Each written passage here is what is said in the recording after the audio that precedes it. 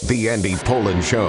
We got to go after this with everything we got, thinking they're going to come with everything they got. I'll start off by saying I'm bored, I'm broke, and I'm back. The Andy Pollin Show on ESPN 630 starts right now. Trading a first-rounder within the division, that almost never happens. And when it happened the last time between the Eagles and the then Redskins, didn't work out too well, did it? Donovan McNabb coming here in 2010, lasted 13 games. Total bust. Bust on the trade, not bust on McNabb, who had a good career. So now, Jahan Dotson, who was a first-round pick by Washington 2 years ago, goes to Philadelphia for a third-rounder and a couple of sevenths. We'll see how that works out, but generally, when Washington trades within the division, it doesn't usually work out well at all, except for once. And that was exactly, not quite exactly, but this season would mark 60 years since it happened. Sonny Jurgensen coming to Washington for Norm Snead and Claude Crabb in April of 1964. And that turned out to be one of the great trades they ever made. And by the way, happy birthday to the redhead. Sonny Jurgensen turns 90 years old today. And I wish him health and happiness and a great life that he lives now down in Florida with his family. And, you know, when you think of iconic figures in the history of this town, he's right up at the top of the list because he maintained a presence in town for over 50 years as a player and as a broadcaster on radio and television. And he retired, I believe, before the 2019 season. Yeah, I think that was just before that season started, and he announced his retirement. He had been in the booth for, I don't know, he started in 1981, so, you know, do the math on that, and was part of that great Sonny, Sam, and Frank run. But you know, it's been so long since he played. He hasn't played in 50 years. There aren't many people, relatively speaking, that saw him play.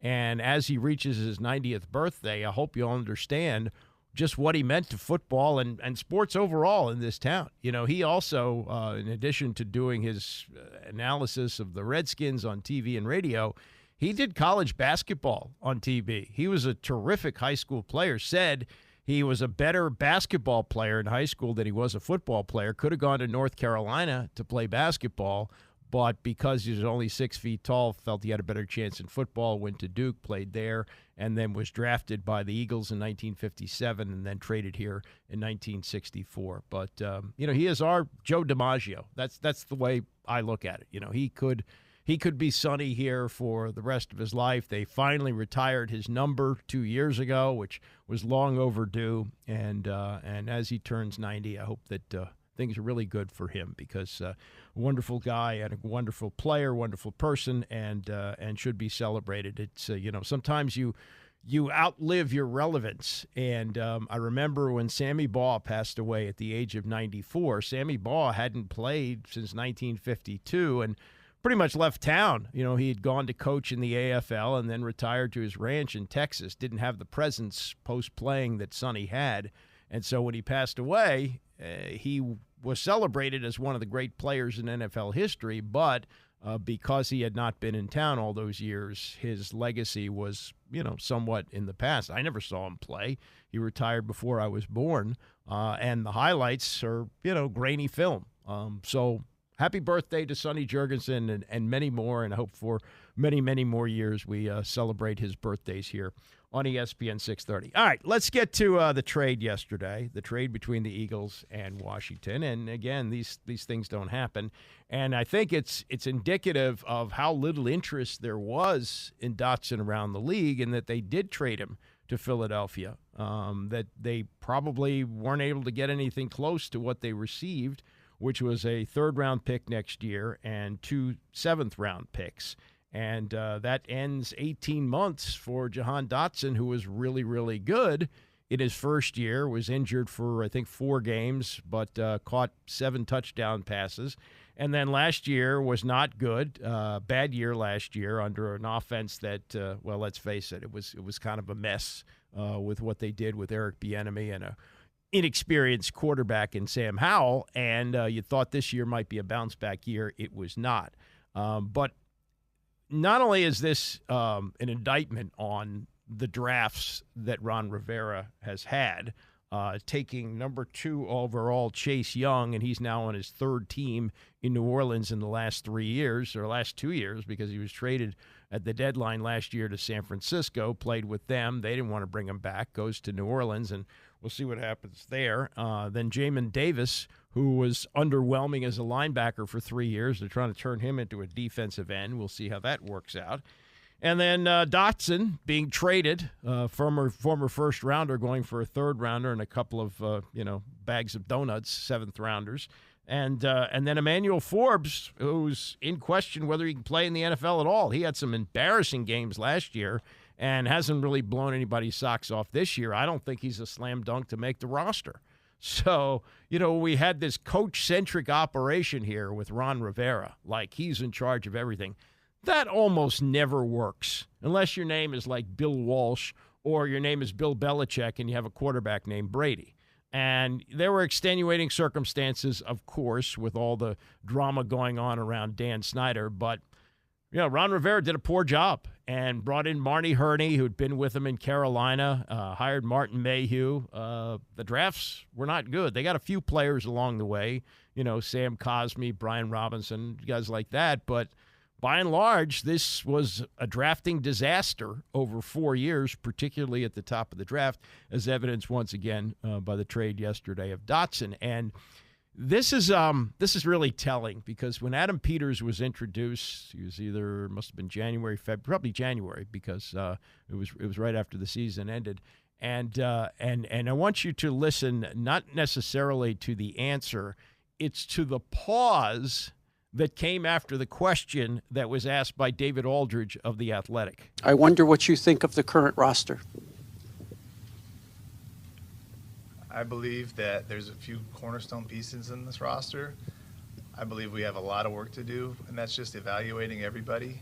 And that's going to start with the coaches. When the coaches come in, we hire a head coach. We sit down together with the personnel department, and we sit down and evaluate everything and figure out where we need to be. So that's an ongoing process. I've started a little bit, but we have a lot of work to do, David. The pause is 3.5 seconds. You don't usually get that at a news conference. Got a lot of work to do, few cornerstone pieces. I think with the trade of Dotson, I think the number's up to 37. 37 players who were on last year's roster now gone. So this is a total overhaul here. None of the quarterbacks from last year are back, of course. Sam Howell now in Seattle. And across the board, this is going to be a year where you're going to need your scorecard to tell who the players are because everything has turned over. They hope it works out with Jaden Daniels, the rookie quarterback. That's the main thing. But this is a crazy. This is almost like what happened when Norv Turner got here in 1993. Now, that was totally different because they were rebuilding from a Super Bowl team. That team that Turner took over was only 3 years removed from winning a Super Bowl. They'd gone back to the playoffs under Joe Gibbs, finishing 9-7, and then the bottom fell out with Richie Pettibone in 93 when they went 4-12. So if you looked at the 94 team versus the 93 team, totally different because they flushed out all the veterans. All the guys were gone. There were only a few holdovers. Monty Coleman was one of them. Darryl Green, of course, but there weren't many. And this team didn't do anything over the last 20 years, and now there's a total rebuild of what they got. So it's good to see that. As for why Dotson was traded, it didn't seem like he was in any danger going into the season.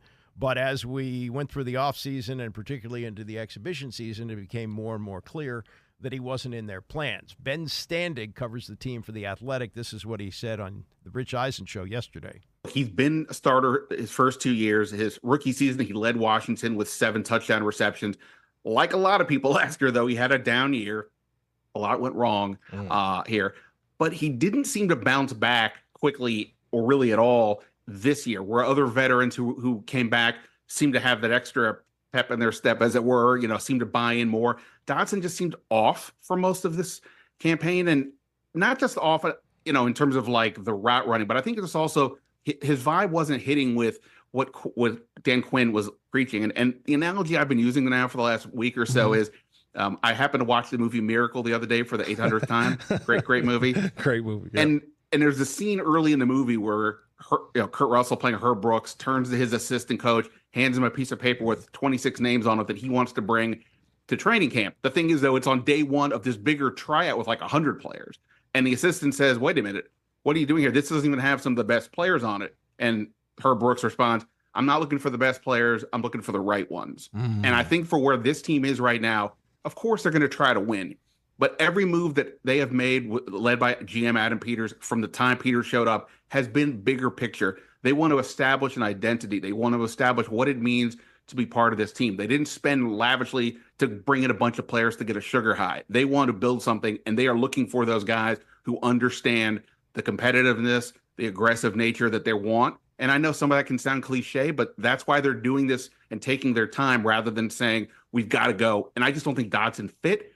And with 2 years left on his contract, rookie deal, they got some good value for him. Right. They don't have much else at receiver besides McLaurin. I'll give you that. But this to me is a tone-setting move more than it is just about, reshaping the wide receiver room. Ben Standing of The Athletic, that leads to immediate speculation. Well, Brandon Ayuk, right? They need a receiver. They clearly need a receiver right now. Now, my guess is they're going to wait till the cut-downs next week when everybody's got to get down to 53 and see who's available. I can't imagine they're going to make a trade in the next couple of days. And the Brandon Ayuk thing, well, it's I don't want to say dominated the offseason, but it's been a big topic.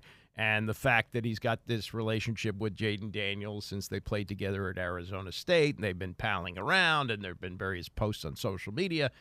I still don't buy it. I don't think it's happening. And as Ben said, they're very focused on the chemistry of the locker room, and I just can't see bringing in an alpha receiver with Terry McLaurin here, who's a team leader.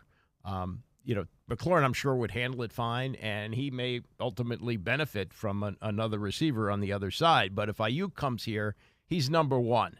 And given the standing that McLaurin has with this team, not just on the field but off the field, I just don't see it happening. Plus, they'd have to absorb the $30 million. Not that they don't have the cap room to do it, but I don't think it's going to happen. The only reason I could see that they might want Ayuk is you're trying to develop a young quarterback, and you'd like him to have the security of a receiver he can count on. I think more than likely, and I think what we've seen in the preseason with the way they've been running Brian Robinson, I think you're going to see an offense that's going to be certainly more run-based than last year. They were the number one team in the league throwing the football, which was ridiculous. And I think also with Zach Ertz, the safety valve he's going to have there, I think that this is not going to be a high-flying offense with Daniels this year. And I think they also realize that they're probably a couple years away. So in the Dan Snyder years where you were always going for it, those days, fortunately, are behind. Reaction to this, they did not make Dan Quinn available yesterday, nor Adam Peters, but, of course, Cliff Kingsbury, the offensive coordinator, was asked about the deal. Yeah, I'm going to defer most of those questions to AP and DQ. Had a great experience with him. He's a great kid. I wish him well. I'm excited about some of the other guys' progress and where that room's headed. And that's what I asked you, too, about, between Zacchaeus and Jameson and Luke. How good do you feel about that group going forward? Yeah, they all are very conscientious, working hard. Diama's really progressed nicely, so it's been a good room, a very competitive room, and so I'm excited to see how once we get in the regular season they kind of continue to get better. You can read into that what you want, but the one receiver that Kingsbury mentioned was Dyami Brown, who is a forgotten figure here. He's been on this is his fourth year. And I thought going into the season that there's a chance he might not make the team. Is he the number two guy right now? Maybe. They've been very impressed with him in the preseason. He has caught a touchdown pass from the one touchdown pass that Daniels has thrown. So I guess it's possible they do that, but I still think there's a move to come, whether it's just picking up somebody off the waiver wire or maybe dealing for a veteran receiver, because as you develop a quarterback, you would like to have more than one that you can definitely count on, like Terry McLaurin. A couple of things from Joe Witt, defensive coordinator, talking yesterday. This preseason game that they're going to play on Sunday night against New England, seems basically meaningless. I don't know how many starters will play, if any, but this is Witt's take on how they're feeling going into this. I'm a believer in preseason games first, okay? So I'm excited to see any of our guys that are not running necessarily with the ones against their ones when they get those opportunities to see when it gets to become real football, how do they play? Sometimes guys might flash when they're playing against a guy that when cut day comes is not going to be on the team. Well, how do you play against a guy that's going to be suited up here in a couple of weeks? And so that's what I'm excited about. I don't know how long they're going to play their starters or if they're going to play them or not. That's not my concern. But when those type guys get those opportunities, that's what I'm fired up to see. Can we challenge and compete and get after somebody that's going to be playing on Sundays? Yeah, and how many of those guys are going to be playing on Sunday? Because this was the Achilles heel of the old ball coach. Steve Spurrier, would get excited about how Danny Werfel did in the fourth quarter of a preseason game when he was playing against guys who'd be driving bread trucks in a couple of weeks. So, let's keep that in mind. One more thing from Witt, and this is, if it were not for Daniels, if they had not taken him, I think he would be the talk of training camp, and that's Mikey Sanderstrell, who they got from Michigan. Nick Saban said on the night of the draft, pound for pound, he might be the best player in the draft. And everything you're hearing coming out of Ashburn is he has not only reached expectations, he's exceeded them. This is Witt on his what they're calling the nickel corner. We looked at him for a long time. DQ went up there to Michigan himself. We knew the kid was smart. He doesn't, like I said, he doesn't carry himself like a rookie. He's a very mature young man. As you've noticed here lately, we've been playing him inside and out.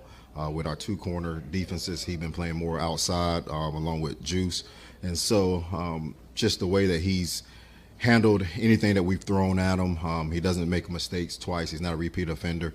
So, no, I'm not really surprised. I'm surprised he hasn't touched the ball more. That's what I am. He's a ball guy. So, but we haven't touched the ball as a defense yet. That's one thing that we've done every stop that I've made, and we haven't done that yet. So that's one thing we have to do a better job of. And one thing that Witt added on that about the lack of takeaways, he said, in practice, we don't get many opportunities because Jaden Daniels is great at protecting the football.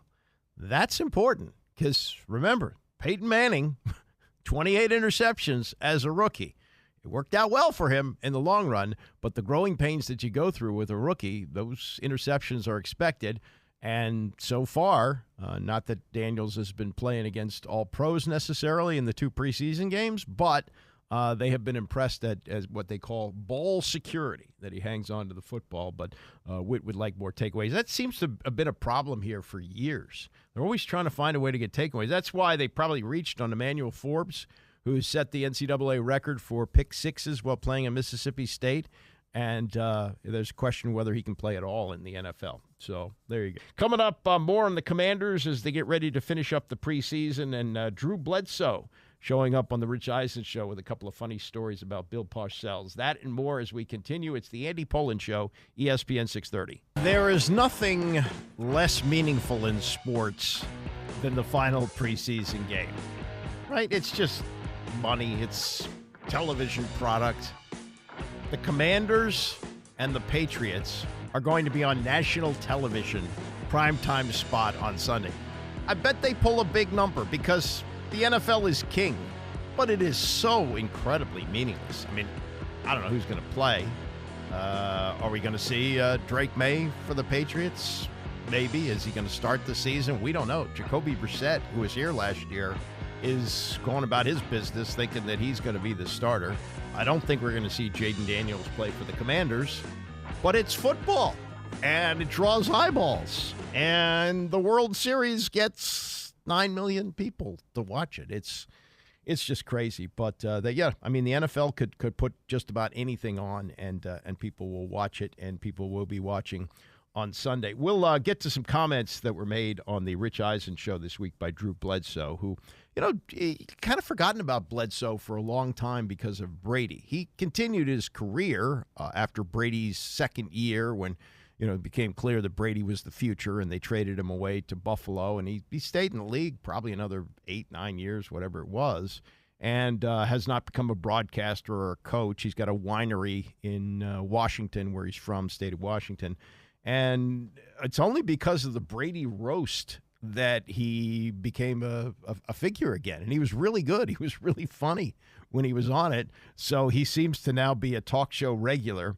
And Eisen, Rich Eisen, who was at the roast, I think he got things started. He may have introduced the roaster or however it worked, but he had him on, and he told some interesting stories and had some thoughts on rookie quarterbacks starting. And that's going to be what's going to be the main topic, the main focus here, assuming that that the Commanders don't deal for Brandon Ayuk like in the next 24 hours. And if you read social media, that's still in play. I don't think it's going to happen. But, with the trade yesterday of Jahan Dotson to Philadelphia, as they say, the room, still got to get used to that term. It's such a new term for me. The quarterback room, the wide receiver room. You seem to have Terry McLaurin and De'Ami Brown and a couple of others. And, are they going to go into the season like this or not? I think they will add a receiver. I just don't think they're going to swing for the fences. And I just don't see Ayuk coming here for a variety of reasons, including that he and Daniels are so chummy. That would have been a move for sure during the Snyder era. Ooh, gotta have him. And they bring him in. I think this group looks at it a little bit differently, and they examine chemistry and what it would mean for the standing of Terry McLaurin. Is Ayuk better than McLaurin? Yeah, he is. And he's dynamic, and it would be great if he were here. But it's also a chemistry upsetting thing, I think, and I think they're fully aware of that. But boy, with the trade of Dotson yesterday, it just highlights once again what a terrible, terrible era this was with Ron Rivera. Not all of it his fault, but the day that Dan Snyder introduced him, which would have been January of 2020, I think it was like January 2nd, and wished everybody a happy Thanksgiving. It just highlights the coach-centric operation of the team, how poorly that was thought out and how poorly executed it was. And, short of what Bill Walsh was doing over 30 years ago, almost 35, with the 49ers. That just doesn't work that way anymore.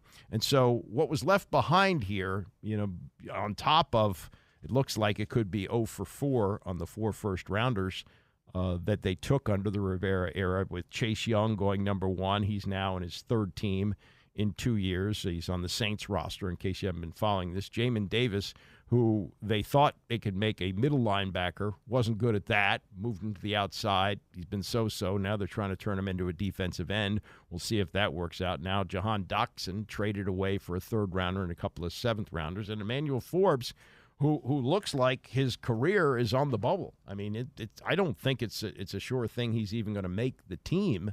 And that's, that felt like a reach too, because he was a guy who set the NCAA record with most interceptions for touchdowns, pick sixes, and he hasn't been able to cover anybody. And they said, well, don't worry about his weight, because and he got worked by big receivers last year. I mean, it was embarrassing at times. And so, and I played this at 9:00 if you missed this. This was Adam Peters when he was introduced as the general manager. So this would have been in January, even before Dan Quinn was hired. And was asked this question by David Aldridge of The Athletic. I wonder what you think of the current roster. I believe that there's a few cornerstone pieces in this roster. I believe we have a lot of work to do, and that's just evaluating everybody. And that's going to start with the coaches. When the coaches come in, we hire a head coach. We sit down together with the personnel department, and we sit down and evaluate everything and figure out where we need to be. So that's an ongoing process. I've started a little bit, but we have a lot of work to do, David. That pause, I timed it, 3.5 seconds. A 3.5 second pause. Let me show you how long that is. Ready? That's 3.5 seconds there. And if I did that on a regular basis on the air, you would think that the station got knocked off the air. So that told you everything you need to know. That years from now will be looked upon as the pause that spoke a million words. And we've had a total roster overhaul here. I think it's 36 guys who were here last year, maybe now 37 with Dotson gone, that are no longer here. It's a totally different roster, and there will be a new starting quarterback. It's Jaden Daniels. I don't know. We still haven't heard yet whether or not he's going to play on Sunday night when they take on the Patriots. But this was Cliff Kingsbury yesterday praising, among other things that he's done well so far, hanging on to the football. He takes a lot of pride in that. He takes a lot of pride in playing the game the right way, knowing the protections, knowing where his hots are, knowing where his dirty throwaways are when it's not there, and not taking sacks. And that's a big part of his game. I don't remember how many interceptions he threw last year at LSU, but it wasn't many. And he was playing at a high level in a great conference. So, yeah, I have a great appreciation for that. And as a young guy, that's paramount. It's not always going to go great, but if you can not turn the ball over and not take sacks on first, second down, you're going to give your team a chance in most games. Peyton Manning, 28 interceptions and sacks too. Now he's faster than Sam Howell, obviously, but Howell was a sack machine. Looked like he was going to set the record last year. What do you have? Over 60 sacks? That's terrible. The other thing about Daniels, and we've heard a lot of comparisons with RG3. Barry Zerluga wrote a really smart column yesterday, taking his notes from 2012 when they were rolling out RG3 and the things that were being said about him. The one, I think, real difference here is that RG3 had run an offense in college which was totally different than the NFL, and the NFL was different. You had not had running quarterbacks until he came into the league. I mean, there were quarterbacks who could run for sure, but what they did was revolutionary. The Shanahan said that we are going to run an offense that's going to suit him, and he'll learn the pro offense as we go. He'll become a drop-back passer. Well, now the NFL is based a lot more now on the things that they were doing with RG3, the pistol, the zone reads, all that stuff. And that's a different way of coaching football. But they did that with RG3 because they knew he wouldn't be able to learn the pro offense in time. Kingsbury's offense is also an evolution of things because, remember, he came directly from college to coach the Arizona Cardinals a few years ago and was able to put together an offense that worked with a running quarterback. So, the information is different than maybe it used to be, and the way the game is played is differently. But the one thing we weren't really hearing about RG3, not that anybody was really diving this deep on it, but what's the film study like? How is he doing with that? How is he learning? This has become more and more important, and this is Kingsbury. He could have been, kind of evasive on this, but this is his description of how Daniels has embraced the classroom study on the offense. We keep pushing the limit with him day in, day out with these installs, and it's not like it's a ton of repeat. I mean, you'll dress things up and have the same concept, but run it a different way, a different personnel group, and he handles it really well. I mean, whatever we've thrown at him, he's handled it and hasn't blinked, and that's encouraging. We want to make sure we don't try to overload him and we want to allow him to use his natural gifts and play fast and be attacking and confident in what he does. But so far, he's handled everything with flying colors. Yeah, and he could have, danced around that. So I think that's a big takeaway from the preseason is how well he has latched onto the offense. Not that we've seen him play a lot. He's only played 3 series, and that may be it before they open the season at Tampa on September 8th. But what he has done has been impressive. I mean, the numbers are very good. He completed 78% of his passes or something like that, and has led to 2 scores in the 3 drives, didn't turn the ball over. So, those are things that you maybe can hang your hat on. There's a story in USA Today with some quotes from Phil Simms, who was deposed by CBS. He's out, and I guess he's going to be doing some local stuff in New York now. Phil's in his mid-60s now. I don't think he's going to get another run any of the networks and the pregame shows, but he's a go-to guy and studies the game, studies quarterbacking, and he's not. This is not like Diana Taurasi with the Caitlin Clark, rude awakening, but he's got a warning for these young guys. Now, we so far have 3 rookies who are going to be starters: Caleb Williams for Chicago, Jaden Daniels for Washington, and the other day Bo Nix was named the starter in Denver. And we'll have to see, what happens with the others who were taken. We've got, J.J. McCarthy's out for the year with a knee injury. But we'll see. We'll see how things go with the rookies that came out. And we know that Michael Penix is not even going to play at all because he didn't play in the preseason. But this is what Sims says about, and he doesn't use the word rude awakening, but he also points out that what you saw in the preseason from these rookies is going to be a lot different when you get to the regular season. He says better people chasing you, more disciplined people, getting your butt in the pocket. Every aspect of the game is different, and they're going to game plan the hell out of you. See, that's something that hasn't happened yet. They've got enough on tape now that they can look at tendencies and weaknesses and things like that, even going back to college. They're going to game plan for them. And Sean Payton, who named Bo Nix the starter this week, he said, we didn't have a cake and candles, meaning, okay, he's the starter, but it's not like, we found the next Hall of Famer here yet.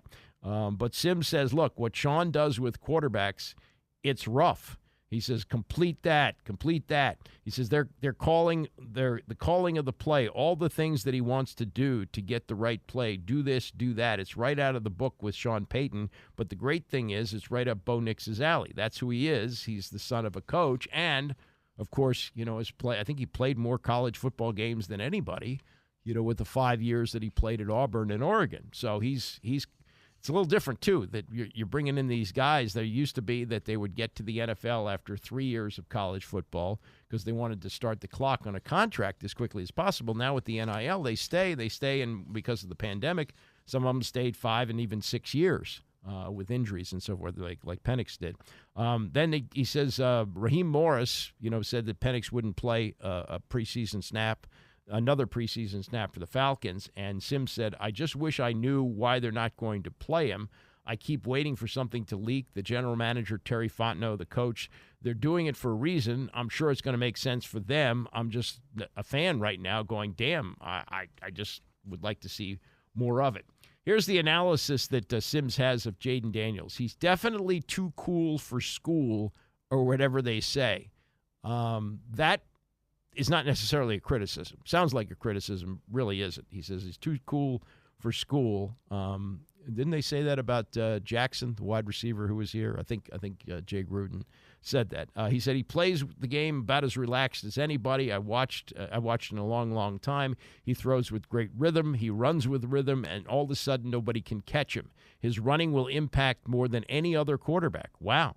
So he may be, he may be the running guy this year. He said he's extremely fast, but he does it without effort, and he's extremely accurate with the football, understanding where to throw it to protect his receivers. What he had in the preseason with ball placement, he can repeat in a regular season game. So it sounds like he's really, really impressed with him. It's one man's opinion.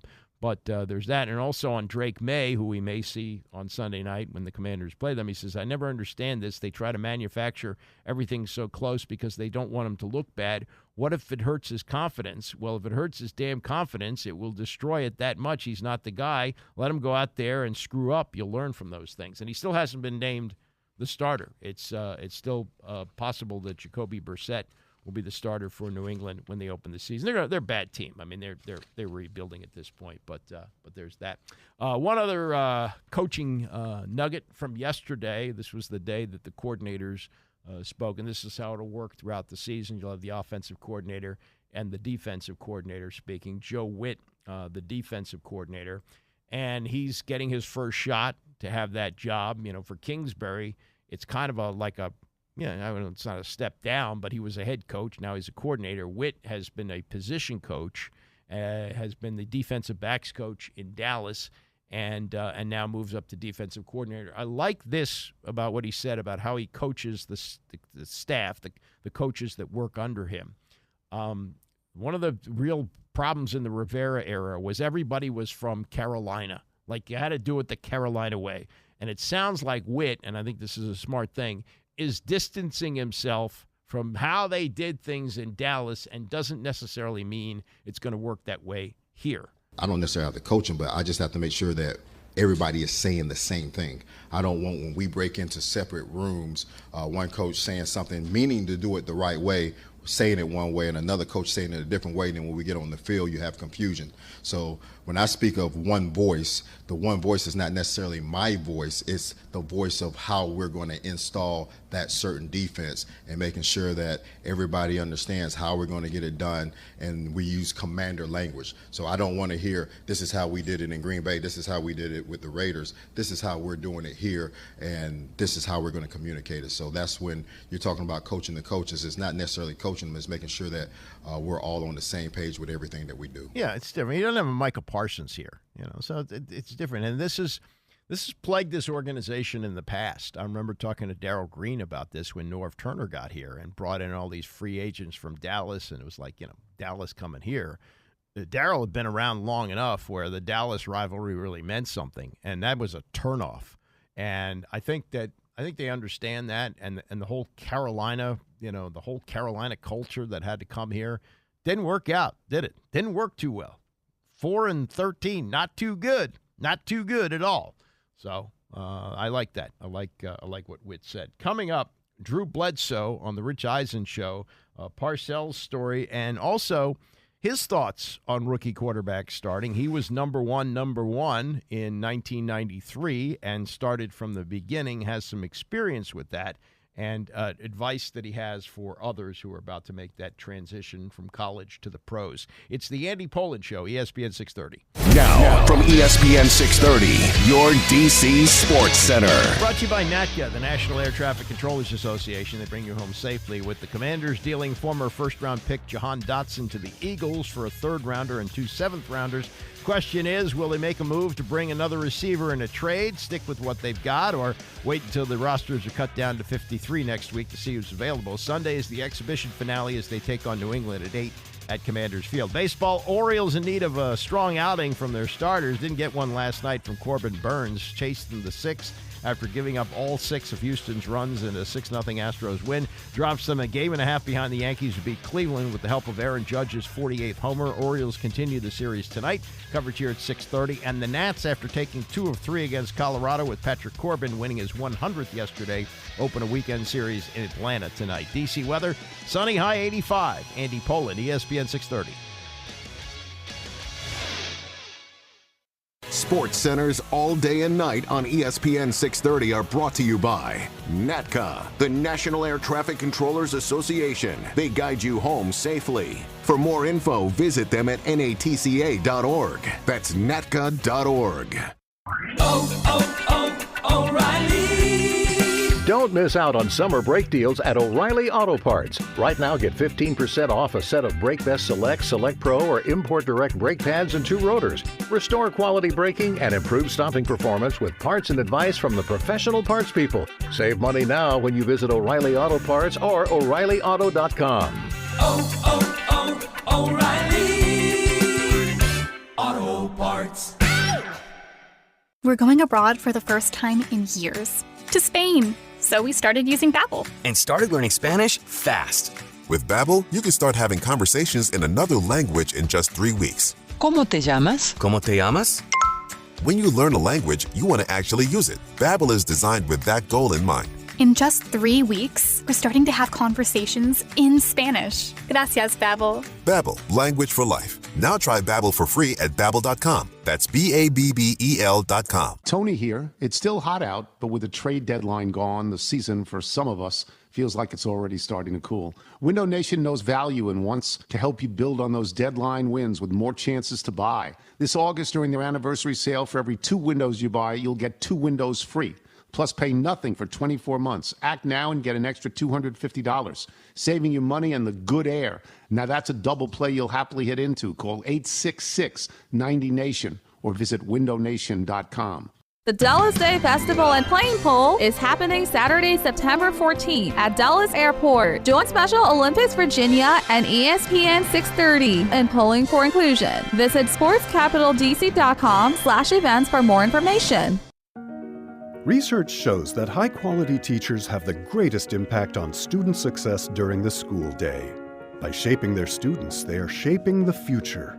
Yet while actors have Oscars, musicians have Grammys, and athletes have gold medals, exemplary educators who prepare every profession are just not recognized enough. The Milken Educator Awards set out to change that by surprising outstanding educators across the nation with $25,000 prizes and providing a platform to celebrate, elevate, and activate the profession. Erica Stevens! The awards were created by Lowell Milken of the national nonprofit Milken Family Foundation. The journey to surprising the 3,000th Milken educator is in full swing. Who will be next? Honey, they chose me. Celebrate teachers, value teachers, thank teachers. The Andy Pollin Show on ESPN 630, the sports capital. Done some lineup shuffling last few weeks, in case you're not familiar. Bram Weinstein is now at 11 o'clock, Tony Kornheiser at 2 o'clock, and I'm sure Bram will have some things to say about the Jahan Dotson trade yesterday. I know he's been out at Ashburn and attending the news conferences, watching practice, voice of the team, heading into his fifth year. Wow. Bram is about to start his fifth year. Time just flies by.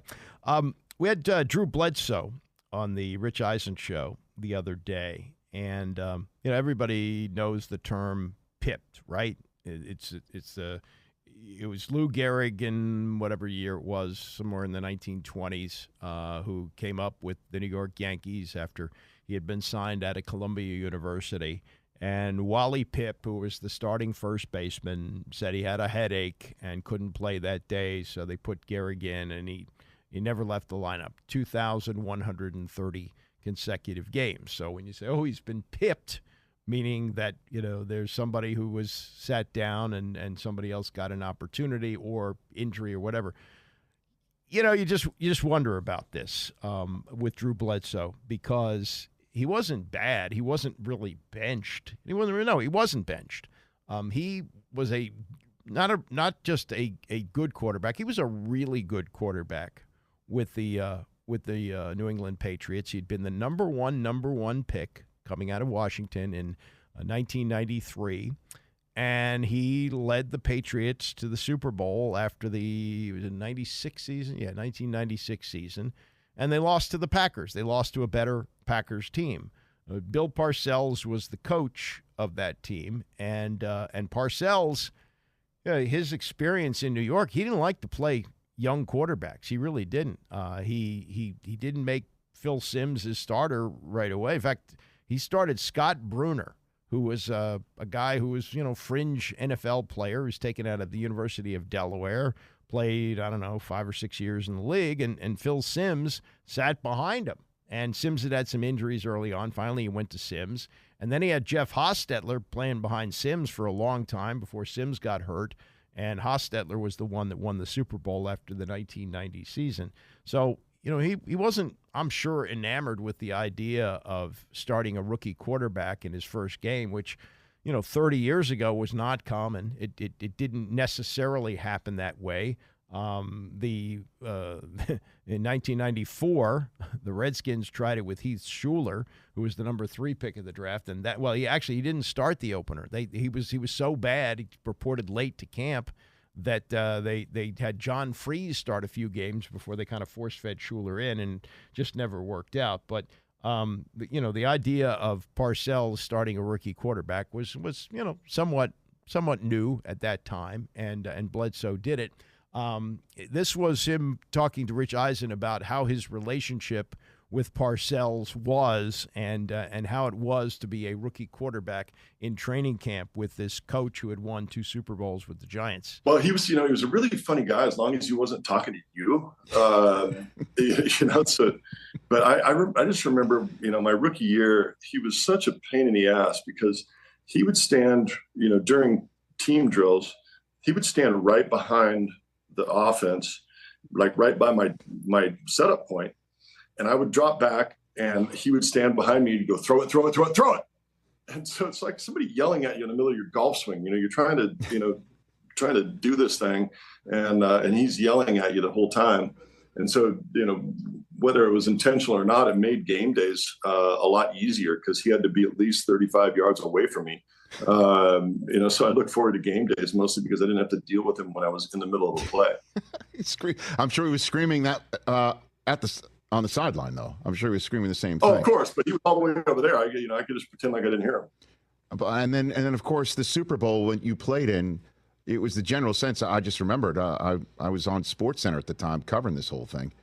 That he was gone. There was no question he was gone. Did you know that the Super Bowl that you played? Yeah, and that was the one thing that was disappointing about that situation, Rich, was that we were the underdogs. We were not supposed to be there.